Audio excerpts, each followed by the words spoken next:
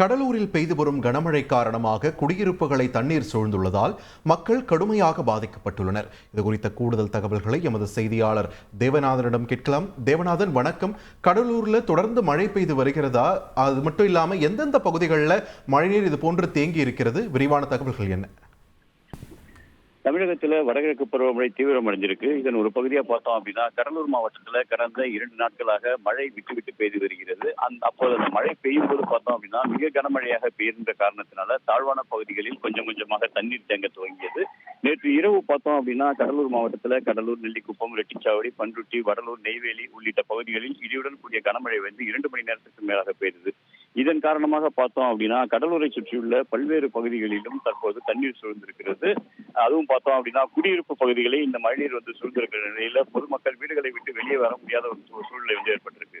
கடலூர் கங்கனாங்குப்பம் பஞ்சாயத்துக்கு உட்பட்ட பாபா நகர், எம்ஆர் நகர் உள்ளிட்ட பல பகுதிகளில் 100க்கும் மேற்பட்ட குடியிருப்புகள்ல தற்போது அந்த மழைநீரானது தேங்கி இருக்குது.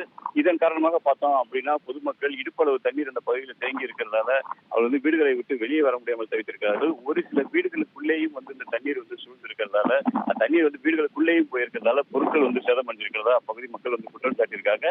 மேலும் தேங்கிய மழைநீரை வெளியேற்ற உடனடி நடவடிக்கை எடுக்க வேண்டும் என்ற கோரிக்கையை முன்வைச்சிருக்காங்க. நன்றி தேவநாதன், உங்களோட விரிவான தகவல்களுக்கு. தமிழகத்தின் 12 மாவட்டங்களில் கனமழைக்கு வாய்ப்புள்ளதாக சென்னை வானிலை ஆய்வு மையம் அறிவித்துள்ளது. அடுத்த 24 மணி நேரத்திற்கு தமிழகத்தின் அநேக இடங்களிலும், புதுவை, காரைக்காலிலும் இடியுடன் கூடிய லேசானது முதல் மிதமான மழை பெய்ய வாய்ப்புள்ளது. அதேபோல் கடலூர், அரியலூர், தஞ்சை, திருவாரூர், நாகை, மயிலாடுதுறை, புதுக்கோட்டை, சிவகங்கை, ராமநாதபுரம், தூத்துக்குடி, நெல்லை, குமரியிலும் காரைக்காலிலும் கனமழை பெய்யும் என எதிர்பார்க்கப்படுகிறது. நாளை தமிழகத்தில் ஒரு சில இடங்களிலும், புதுவை, காரைக்காலிலும் இடி மின்னலுடன் கூடிய லேசானது முதல் மிதமான மழை பெய்யக்கூடும். சென்னை மற்றும் புறநகர் பகுதிகளில் நகரின் ஒரு சில இடங்களில் லேசான அல்லது மிதமான மழை பெய்ய வாய்ப்புள்ளது. அரியலூர் மாவட்டம் ஜெயங்கொண்டம் அருகே கால்வாய்களை முறையாக தூர்வாராததால் 500 ஏக்கர் பரப்பில் பயிரிடப்பட்ட நெற்பயிர்கள் மழைநீரில் மூழ்கியதாக விவசாயிகள் வேதனை தெரிவித்தனர். தொடர் மழை காரணமாக திருமானூர் அருகே உள்ள கரைவெட்டி ஏரி நிரம்பி உபரி நீர் வெளியேறியது.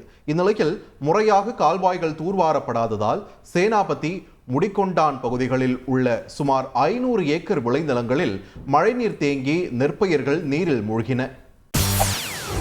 செய்திகளை உடனுக்குடன் தெரிந்து கொள்ள உடனே சப்ஸ்கிரைப் பண்ணுங்க.